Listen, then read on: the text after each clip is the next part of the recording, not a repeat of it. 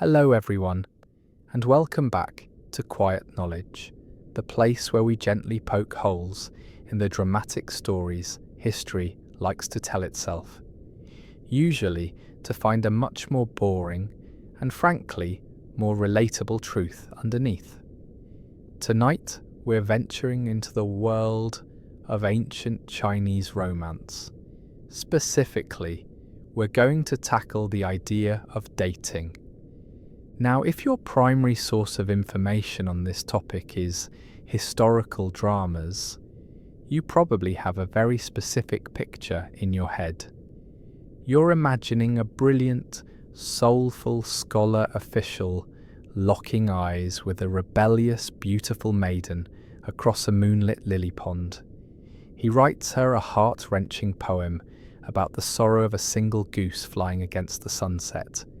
She, in turn, masters a secret, deadly form of kung fu to defend his honor against a corrupt eunuch. They communicate through clandestine messages tucked into the hollow of a willow tree. Their love a pure, fiery passion against the rigid backdrop of tradition. It's beautiful, it's epic, it's completely made up. I'm sorry to be the one to tell you this, but dating in ancient China was about as romantic as filing your taxes or assembling IKEA furniture with your significant other. It wasn't about finding your soulmate, it was about executing a strategic merger between two family corporations. The whole process was less The Notebook and more Shark Tank. Forget fiery passion. The operative words were financial solvency, social standing, and astrological compatibility. The idea of marrying for love was considered as bizarre and reckless as letting your toddler choose your stock portfolio. Why would you entrust the single most important economic decision of your life to something as flighty and unreliable as feelings?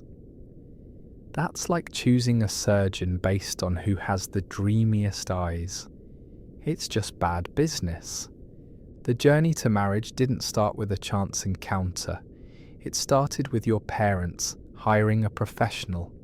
Enter the matchmaker. Now, erase that image of a kindly, rosy-cheeked grandmother from Mulan. The historical matchmaker was less fairy godmother and more of a terrifyingly efficient corporate headhunter with the social finesse of a debt collector. She was a businesswoman, and her product was stable, prosperous unions. Her primary clients were the parents, and the kids involved. You were basically the assets being leveraged. Your personality, your dreams, your weird obsession with collecting oddly shaped rocks. Utterly irrelevant, unless those rocks were in fact jade and came with an official certificate of authenticity. Let's imagine the life of a young noblewoman. We'll call her Lady Jia.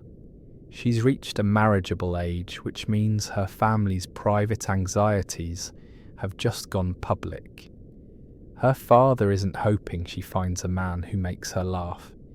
He's hoping she lands a man whose family has a government-approved monopoly on salt distribution.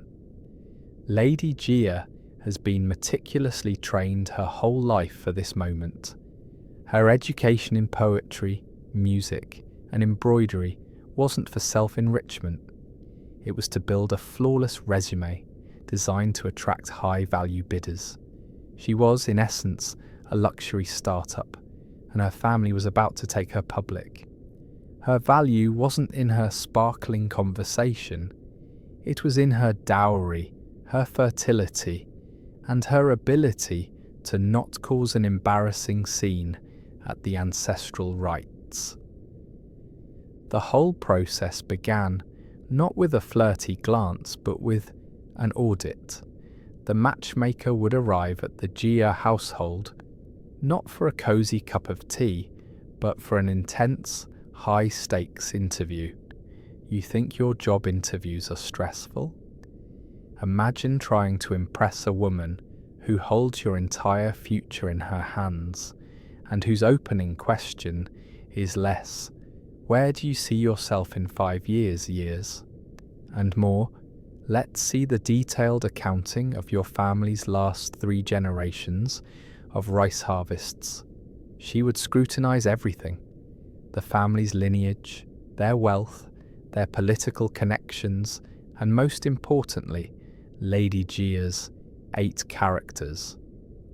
This was the year, month, day, and hour of her birth, a crucial set of data points that would be fed into the unforgiving algorithm of astrological compatibility.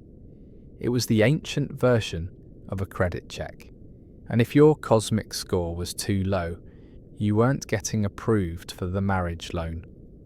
So Lady Gia would wait, cloistered in her chambers, while downstairs, a formidable woman who could make your most terrifying aunt seem like a gentle kitten discussed her future as if it were a land acquisition deal. The matchmaker, Madame Wang, was known throughout the capital for her ruthless efficiency. She had a reputation for closing deals that others deemed impossible, for pairing families with the brutal precision of a chess grandmaster. She carried with her a book bound in dark silk containing the profiles of every eligible bachelor in the province. It was the most exclusive, high-stakes dating app in history, and Madame Wang was the only one with the password. And as she flips a page, her perfectly manicured nail stopping on a particular name, Lady Gia's fate is about to be selected. Not by destiny, not by love, but by a very, very shrewd calculation of social and economic gain. The process has begun, and the first date is about to be arranged. But it won't be for Lady Gia. It will be for her father, who is now prepping for the most important business lunch of his life. He's not checking his reflection to make sure his hair looks good. He's rehearsing grain yield statistics and memorizing key talking points about his third cousin's recent promotion in the Ministry of Rights. This meeting is everything. Meanwhile, in another sprawling estate across the city, the family of the prospective groom, let's call him Master Chen, is undergoing the exact same grilling from Madame Wang. She's cross-referencing their claims, sniffing out any hint of embellished wealth or hidden family scandals like a bloodhound.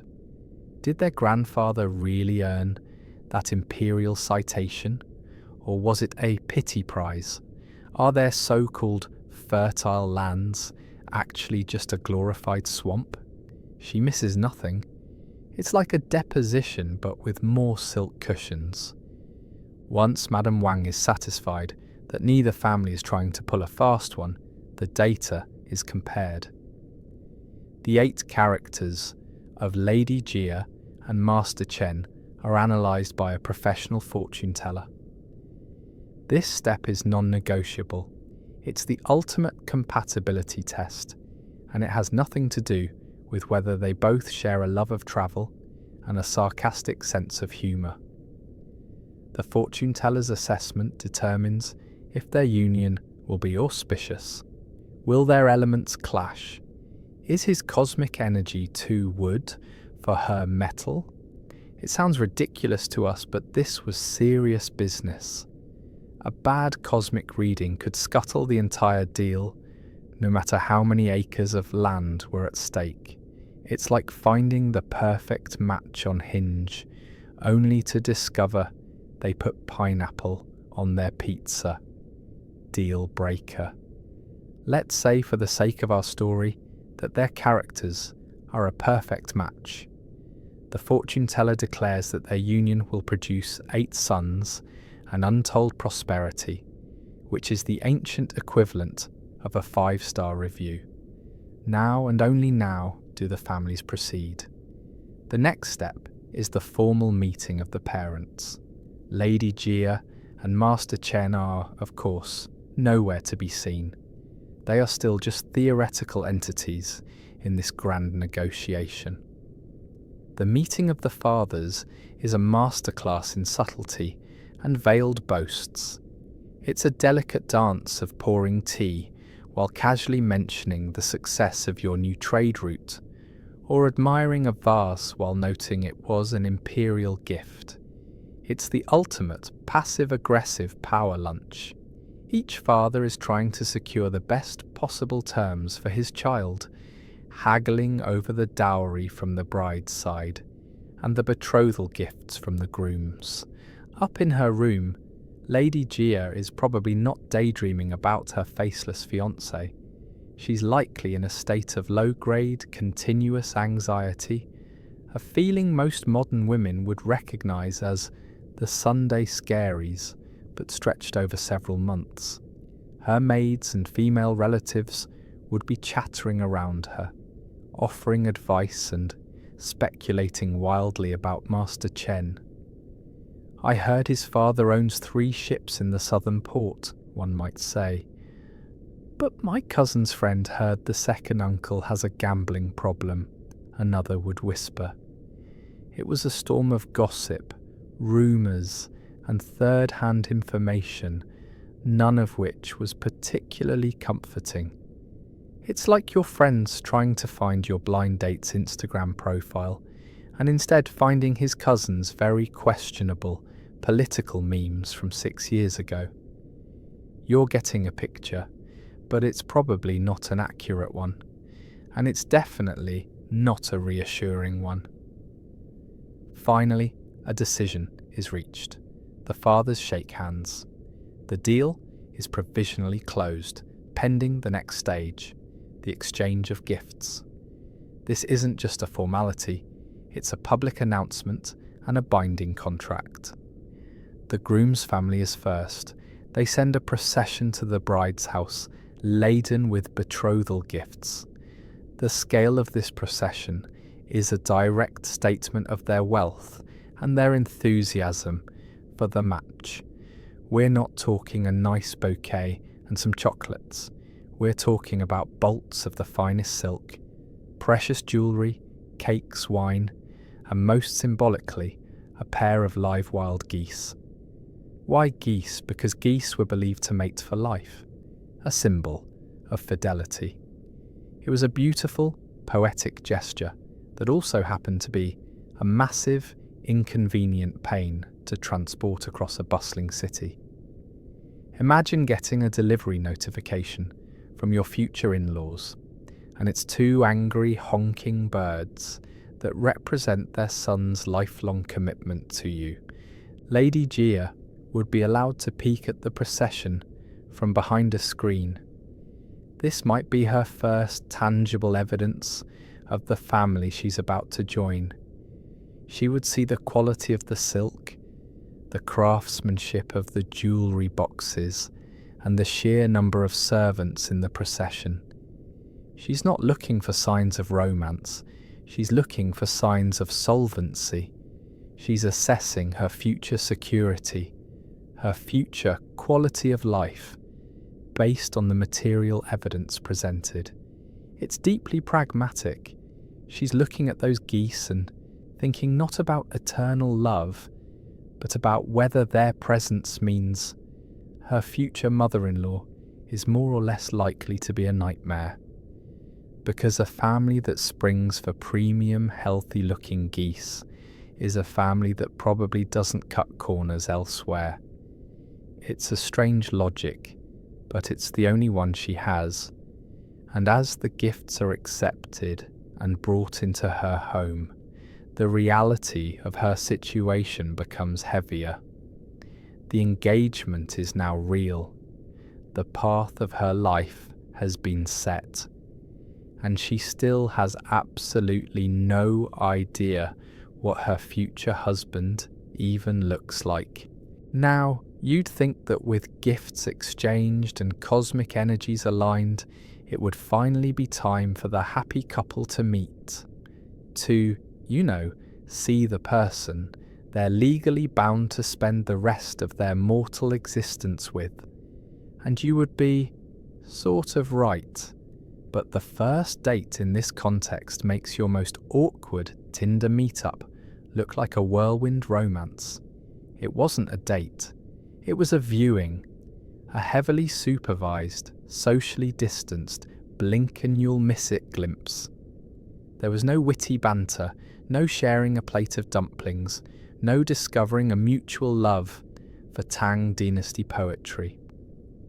The primary goal was for each party to confirm that the other was not secretly a goblin and possessed the correct number of limbs. There were a few socially acceptable scenarios for this to happen. A popular one was during a festival, like the Lantern Festival. The families might, accidentally, find themselves in the same part of a crowded public garden. Lady Gia, accompanied by a platoon of aunts, female cousins and servants, basically her own personal Secret Service detail, would stroll along a designated path. Somewhere nearby, Master Chen and his own entourage would be doing the exact same thing. The whole event was choreographed with more precision than a royal wedding. The matchmaker, Madame Wang, probably had a headset on, directing the whole operation. Okay, Gia family, proceed to the Peony Pavilion. Chen family, you are go for a casual stroll by the koi pond in 5, 4, 3. From behind her fan, Lady Gia would try to get a look at him. This was it, the man whose house she would manage, whose children she would bear, whose ancestors she would honour for the rest of her life. She's trying to glean a lifetime of information from a single, fleeting glance across 50 feet of garden space. Does he have a kind face? Does he walk with a limp? Is that a weird stain on his robe? Meanwhile, Master Chen is doing the same thing. He's looking for grace, poise, and a general aura of good health. It's the highest stakes people watching imaginable. It was less about butterflies in the stomach and more about a frantic, split-second visual inspection, like trying to assess the condition of a car as it speeds past you on the highway. And the pressure was immense. Lady Gia had to appear demure, graceful, and effortlessly elegant, which is hard to do when your aunt is whispering in your ear, "Don't slouch, look virtuous." No, not that virtuous. You'll look boring. It's like trying to take the perfect profile picture, but it's a live event. There are no filters, and your entire extended family is the photographer, all giving contradictory advice. One wrong move, one unladylike sneeze could send a ripple of doubt through the Chen family. Did you see that? Such a violent expulsion of air. Her constitution must be weak.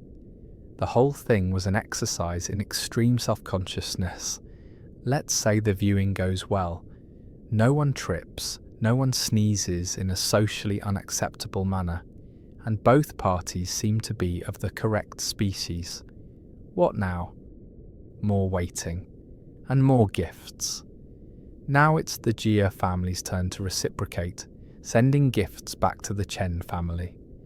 This was to show their gratitude and good breeding. It was often smaller things, symbols of her domestic skills, a book, some fine paper for the scholar-to-be, and perhaps some shoes or a hat she had a hand in making. It was her way of saying, "Thank you for the geese. In return, please accept this tangible proof that I am a productive member of society who won't just sit around eating bonbons all day." Every step was a communication, a carefully coded message of status and expectation. During this betrothal period, which could last for months or even a year, the couple lived in a strange limbo. They were committed but separate. They might exchange more gifts, or even carefully supervised letters. But these weren't passionate love letters. They were formal, stylized pieces of writing, probably proofread by both sets of parents and a classical literature tutor.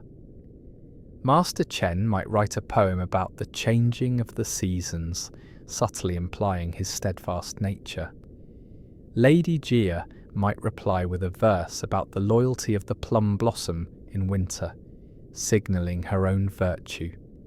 It was the emotional equivalent of a corporate holiday card, polite, beautifully executed, and revealing almost nothing personal about the sender. All of this, the astrological charts, the parental interviews, the gift geese, the awkward park stroll, was leading up to the main event, the wedding. But the wedding itself wasn't seen as the grand finale of a love story. It was the beginning of the actual work. For Lady Jia, the betrothal period was her final semester before a lifelong job for which there was no orientation manual, only a terrifyingly vague job description, and a boss, her mother-in-law, whom she had never met. She would spend her days with her mother and aunts, getting a crash course in household management, ritual observance, and the complex art of navigating the politics of a new family. They would tell her stories, give her advice, and mostly scare the living daylights out of her with tales of demanding mothers-in-law and petty sister-in-laws. It was like scrolling through the worst reviews for a restaurant you already have non-refundable reservations at. And as she sits, stitching the final golden phoenix onto her wedding robes, she might allow herself a moment of quiet hope, not for a grand passion, but for something much more practical, and perhaps much more precious. The hope that her new husband, the stranger she glimpsed across a garden, would, at the very least, be a kind man. As the wedding day approached, the humour of the situation began to fade, replaced by the sheer, overwhelming weight of logistics. And at the heart of these logistics was the dowry. If the groom's betrothal gifts were a flashy public statement, the bride's dowry was her personal war chest. It was everything she would bring with her into the new marriage, and it was a crucial measure of her family's wealth and their love for her. This wasn't a couple of suitcases filled with her favourite dresses and a Sephora sample collection. This was a meticulously catalogued portable estate. The dowry was, in essence, her entire net worth, and it would determine her standing in her new home for years to come. Think of it like this: you're not just moving into your new partner's apartment, you're expected to arrive with your own fully furnished living room, a complete kitchen set from Williams-Sonoma, a paid up-front 5-year subscription to a meal delivery service, and your own personal assistant, who also happens to be your childhood maid. The dowry included everything from high-value items like furniture, chests of silk, and precious jewels, down to the most mundane necessities like basins, chopsticks, and bedding. Everything had to be new, and often everything came in pairs for good luck. It was the ultimate, most stressful target run in history, and you couldn't forget a single thing. The preparation of the dowry was a massive family effort, overseen by the women of the household. Lady Jia's mother would have been planning this since the day she was born. Chests of camphor wood were filled with silks and embroidered linens Lady Jia herself had spent years working on. Each item was a testament to her skill and diligence. It was a physical manifestation of her value as a bride. A lavish dowry sent a clear message to the groom's family. Our daughter is precious to us. She's not arriving empty-handed. Treat her well, because she comes with resources.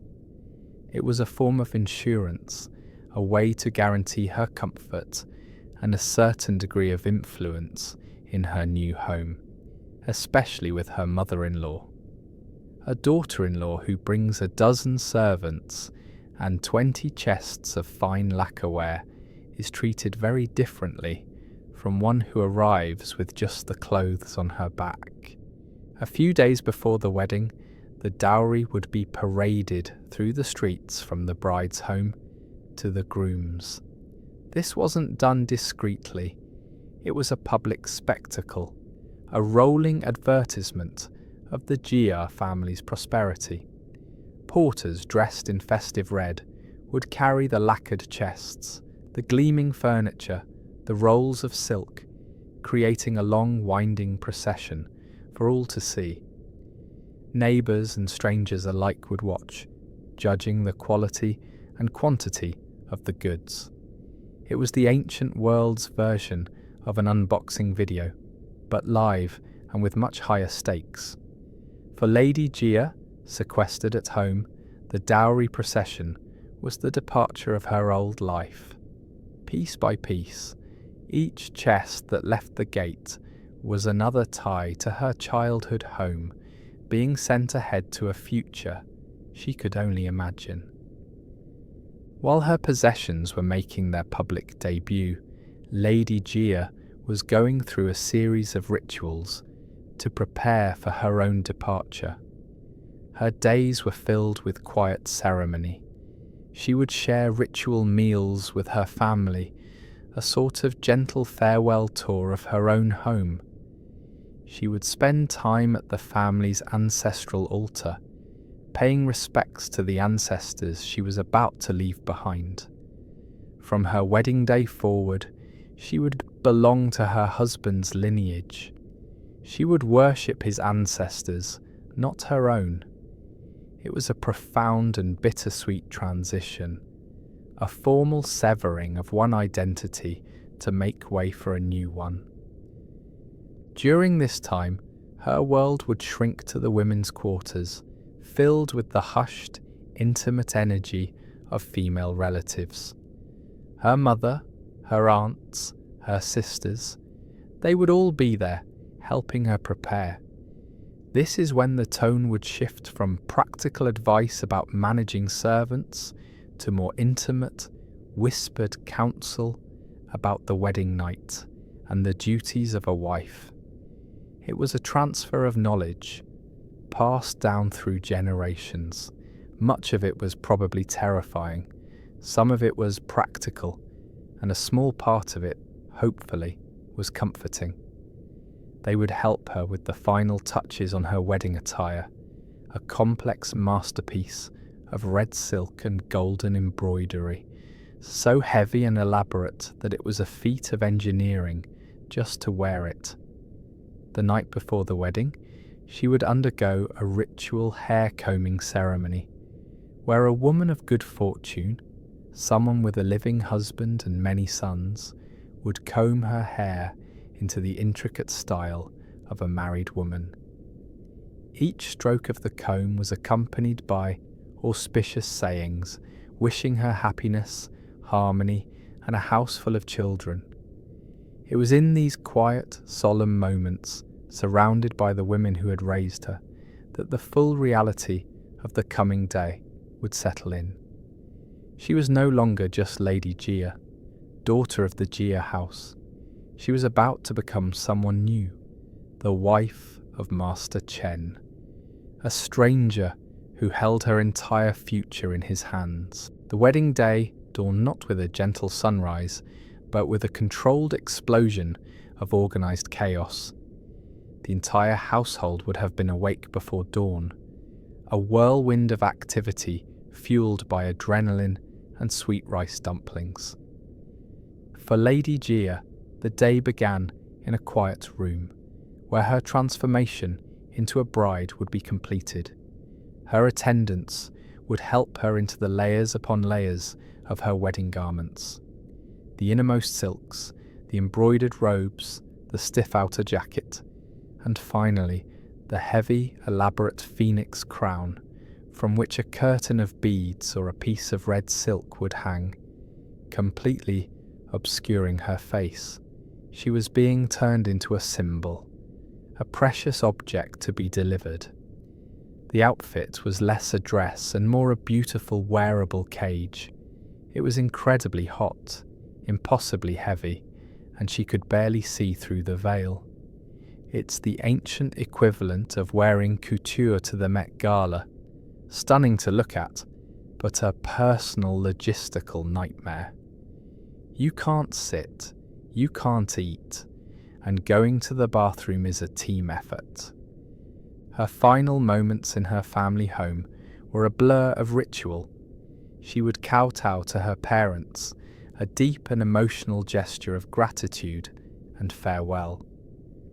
Her father might offer some last words of advice, while her mother would likely be weeping silently into a silk handkerchief.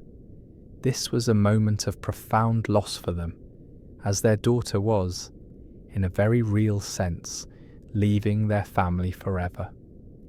Then, escorted by her brother or another male relative, she would be led to the bridal sedan chair, waiting at the gate.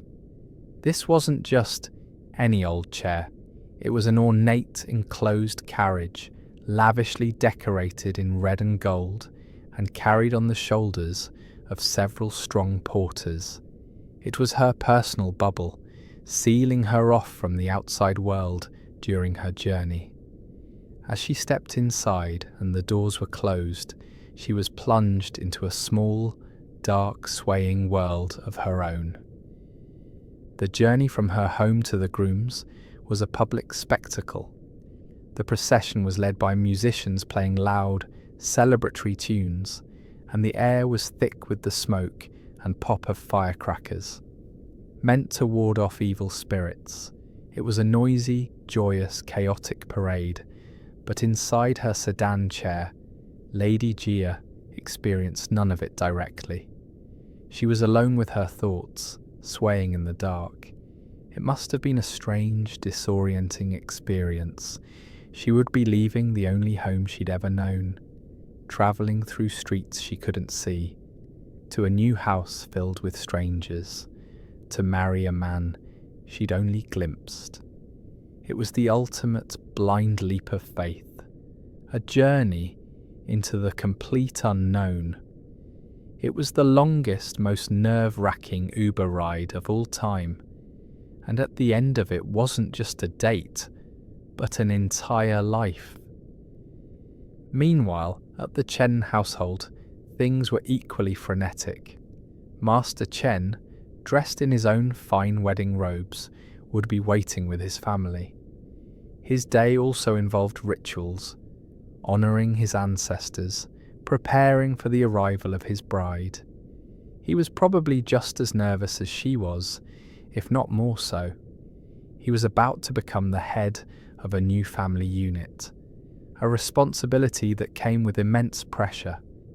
The expectations of his parents, the reputation of his family, the success of this new alliance, it all rested on his shoulders. He was also about to meet the woman who would be his lifelong partner, and he likely knew as little about her personality as she knew about his. He'd heard she was virtuous and skilled at embroidery. She'd heard he came from a family with excellent canal access for their trade barges. It was a solid foundation for a business, but for a life? They were about to find out. When the procession finally arrived at the groom's home, the noise would reach a crescendo. Firecrackers would be set off in a deafening barrage. The sedan chair would be set down, but Lady Gia would not simply step out. More rituals were required. The groom might approach and tap on the door with his fan. An attendant might help the bride step over a saddle or a small fire, symbolic acts of purification and good fortune.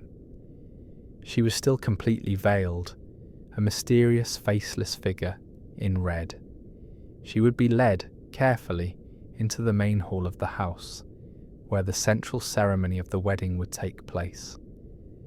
Her new life was just a few steps away, on the other side of a threshold she was about to cross. Inside, the entire Chen clan was waiting. His parents, his grandparents, his uncles, aunts, and cousins. It was a formidable crowd, and she had to face them all, sight unseen, as the newest and most junior member of their world. Inside the main hall, standing beside the man whose face she still couldn't see, Lady Jia became the centre of a universe of tradition. The air was heavy with incense and the silent, intense scrutiny of her new family. The main event was deceptively simple, yet profoundly significant. The 3 bows.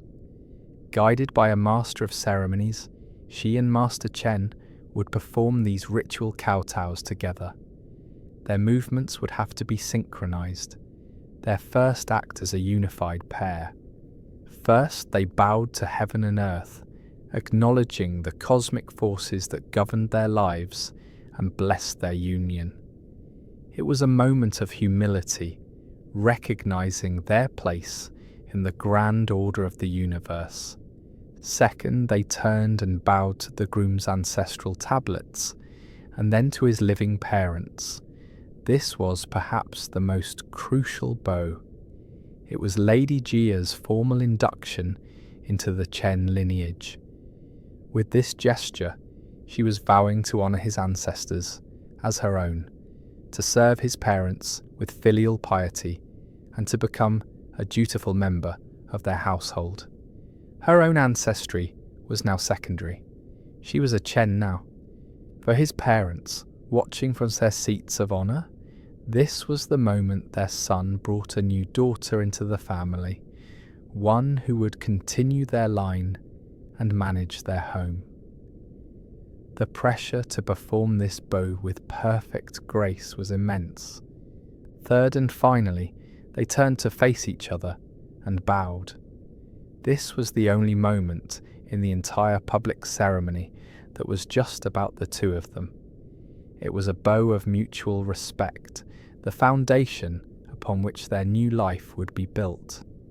It wasn't a declaration of love, but a promise of partnership, of shared duty, of a future intertwined. And they did it all as strangers, hidden from each other by layers of silk and tradition. It was the most intimate and impersonal moment imaginable all at once. For Lady Jia, this was likely the first time she was so physically close to her new husband, a presence she could sense but not truly see. With the bows completed, they were, for all intents and purposes, married. But the day was far from over. Now came the wedding banquet, a lavish feast that was as much about politics as it was about celebration. The newlyweds would be led to the main table, but they wouldn't get to enjoy a relaxing meal. Their role was to be on display. Throughout the feast, they would have to make the rounds, toasting each table of relatives. Master Chen would introduce his new bride to his endless array of great-uncles and third cousins twice removed. Lady Jia, still veiled, would have to sip ceremonial wine with dozens of people whose names and faces were a blur, all while trying not to trip over her heavy robes. It was like the world's most exhausting work networking event, but in a £20 dress and on an empty stomach, because it was nearly impossible to eat with a giant phoenix crown on your head. As the banquet wound down and the guests became merrier, the couple would finally be allowed to retreat. They were led, not to a private honeymoon suite, but to the bridal chamber, a room in the family home that had been specially prepared for them. The room would be decorated in red, filled with symbols of fertility and happiness, like dates, longans, and pomegranates. But they were still not alone. The final part of the public ceremony was the ritual teasing of the bride and groom by their friends and younger relatives. It was meant to be a way to break the ice and wish the couple well, but it often devolved into a series of rowdy, embarrassing games. It was the ancient version of the clinking glasses to make the couple kiss tradition, but far more involved and lasting much longer. Through all of this, Lady Gia had to remain poised and silent, a graceful but passive participant. Her ordeal of public display was almost over. Finally, the guests would be shooed out, the attendants would make their final preparations, and the door to the bridal chamber would be closed.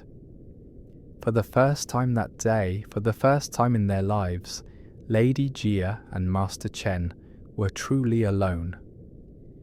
The noise of the banquet would fade to a distant murmur. The air in the room would be still, thick with the scent of candles and the unspoken anxieties of two people on the precipice of a shared life. And then came the moment that the entire day, the entire process, had been leading up to. With a steady hand, Master Chen would reach forward and finally, gently, lift the veil from his wife's face. The silk veil lifted, and with it, the weight of 1,000 rituals. In the soft, flickering light of the wedding candles, they saw each other for the first time. Not as a distant figure in a garden, not as a collection of desirable traits on a matchmaker's list, but as a person. It must have been a moment of breathtaking quiet after the cacophony of the day. All the speculation, all the anxiety, all the hope coalesced into this one silent gaze. He would see her face, free of the beaded curtain, her elaborate hair, the slight nervousness in her eyes. She would see his, perhaps seeing a kindness there that the formal setting of the garden viewing couldn't reveal, or maybe just seeing how young he looked, just as young and nervous as she felt. There was no script for this moment, no master of ceremonies to guide them. It was just two strangers, bound for life, alone in a room. The next ritual was a quiet one, meant only for them. They would sit down together and share a cup of wine, but not just any wine. 2 small cups would be tied together with a red string, and they would each take a sip before exchanging cups and sipping again. This was the nuptial cup, a symbol of their new, intertwined destiny. Their hands might have brushed as they exchanged the cups. Their eyes might have met over the rims. It was in these small, unchoreographed moments that the first tentative seeds of a real relationship could be planted. The conversation that followed was likely not the stuff of poetry. There would be no grand declarations. It would have been hesitant, awkward, and probably deeply mundane. The ancient equivalent of, "So, crazy day, huh?" He might have asked if her journey was comfortable. She might have complimented a dish from the banquet that she had only heard about from her attendants. They were feeling each other out, searching for safe, neutral ground. They were two people who had been trained their entire lives in the art of formal, indirect communication, now faced with the most direct and intimate of situations. They weren't trying to fall in love in a single night. They were trying to establish a baseline of courtesy and respect. He was trying to show her that he was a gentleman, that she would be safe with him. She was trying to show him that she was the graceful, composed and virtuous wife his family had bargained for. They were both still performing their roles, but the audience had shrunk to one. This quiet conversation, fumbling as it may have been, was the true beginning of their marriage. It was the first stitch in a long, slow embroidery of a shared life. All the ceremonies before were for the families, for society, for the ancestors. This was for them. The goal of this first night was not passion but harmony, to start their life together, not with a clash, but with a quiet chord. As the candles burned low, a new reality would be setting in for both of them. For him, the woman across from him was now his responsibility, the future mother of his children, the keeper of his home. Her well-being and his were now one and the same. For her, the man across from her was now the centre of her world. His home was her home, his family her family, his fate her fate. It was a staggering amount of change to absorb in a single day. As the night drew to a close, a quiet understanding might have settled between them. An unspoken agreement to be kind, to be patient, to navigate this strange new world together. The romance wasn't in the grand, sweeping gestures, but in the potential for these small, quiet ones. The hope wasn't for a mythical, all-consuming love, but for a gentle, slow-growing companionship. And as Lady Gia lay down to sleep in this unfamiliar bed, in this unfamiliar room, beside this unfamiliar man, the overwhelming feeling may not have been fear or excitement, but a profound and quiet sense of transition. Her old life as a daughter was well and truly over, and this new life as a wife, with all its duties, its challenges, and its unknown possibilities, had just irrevocably begun. The happily ever after of a story like this doesn't arrive like a thunderclap. It doesn't look like a passionate embrace in a rainstorm. It unfolds slowly, quietly, over years of shared mornings and silent evenings. The real love story wasn't the courtship. It was the long, steady business of building a life. The morning after the wedding, Lady Gia's new life began not with a romantic breakfast in bed, but with a formal introduction to her mother-in-law. This was her first real test. She would serve tea to her new parents, a ritual of submission and respect. And from that moment on, her days would be governed by the rhythm of this new household. In the early months, her relationship with Master Chen would have been one of polite distance. They were, in essence, colleagues in the family enterprise.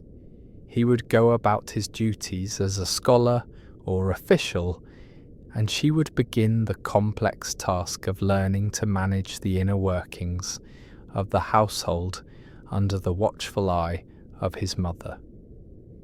They would see each other at meals, exchange formal pleasantries. The intimacy between them was not one of emotional confession, but of shared space, of proximity. It was the intimacy of hearing his footsteps in the corridor, of knowing the sound of his cough, of seeing his calligraphy brushes resting on their stand. But slowly, through the quiet accumulation of days, something more would grow. It might have started with a shared joke, a brief, surprising moment of humour that broke through the formality, or perhaps he would ask for her opinion on a household matter, a small sign of trust and respect. She, in turn, might learn what his favourite foods were, ensuring they appeared on the table after a long day. These were the small mundane bricks with which they built their foundation. It was a love born not of poetry and moonlight, but of tea and household accounts, of seasonal illnesses and the mending of robes. Their partnership would solidify with the birth of their first child. This was the ultimate fulfillment of their duty to the family, the moment their union bore literal fruit. Seeing each other as parents would change the dynamic between them entirely. He would see her not just as a wife, but as the mother of his son, a figure of immense importance and respect.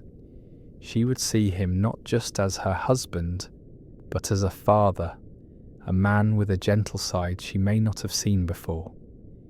Their shared love for their child would become a new, powerful bond between them, a common language that transcended the formality of their upbringing. Years would pass. Lady Gia would no longer be the nervous new bride, but the confident mistress of the household, respected by the servants and a trusted counsel to her husband. Her mother-in-law might have softened or simply passed on, leaving her in charge. Master Chen would be an established figure, his career a source of pride for the family. They would have weathered storms together, family disputes, financial worries, the loss of elders. Each shared trial would have woven their lives more tightly together. The romance, when it came, was in the quiet moments. It was in the way he would seek her out at the end of the day to sit in the courtyard, not necessarily talking, but just sharing the silence as the moon rose. It was in the way she would know, just from the set of his shoulders, what kind of day he'd had. It was a deep, comfortable, and abiding affection, a love built on a bedrock of shared history, mutual reliance, and quiet respect. It wasn't the fiery passion of the stories, which often burns out quickly. It was a slow, warm ember that could last a lifetime. They had not chosen each other, but they had, over time, chosen to build a life together, to be kind, to be partners. And in a world of rigid rules and predetermined paths, that small daily choice was perhaps the most romantic act of all. The myth is about finding the perfect person. The reality was about the quiet, lifelong journey of learning to be the right person for each other. Good night, sleep well.